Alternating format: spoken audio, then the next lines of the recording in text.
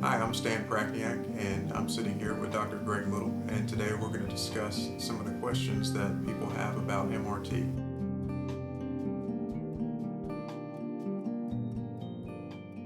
In 2016, there was an internet article that came out that claimed that you and Ken Robinson came up with the term Reconation.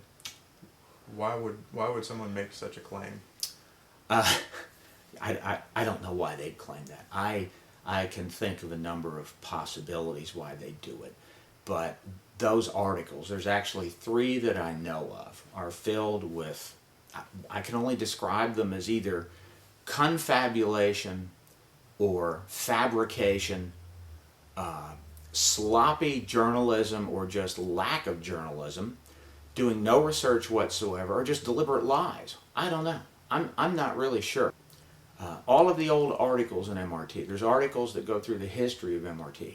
There are books that we have put out in textbooks, and we always cite Dr. Robert Wood and Dr. Richard Sweet in 1974 coining the term Reconation. Why they have claimed that Kenny and I came up with it, I don't know. I think it's to match whatever their agenda is. They have some sort of an agenda. I know what some of their agenda is, but the rest of it, I don't know. But see, they claim other things too. They claim Kenny and I did this when we were in the counseling department in the 1960s, which is quite bizarre since I was in high school in the 1960s. I worked in jobs. I had a minimum wage, 75 cents an hour job in high school, working in what was then one of the first fast food joints. It was a Tasty Freeze. I've written about it. I actually liked it. When I started college at what was then Memphis State University, undergraduate school, in 1969. And as far as I know, there wasn't even a counseling department that existed in 1969. But I was in psychology. I worked full-time all the way through undergraduate school at the local newspapers in Memphis, working in classified advertising. And I liked that. I worked the entire time. And then in graduate school, when Kenny and I started graduate school, which was in 1972, late 72, we both had assistantships, but I continued to work in other jobs.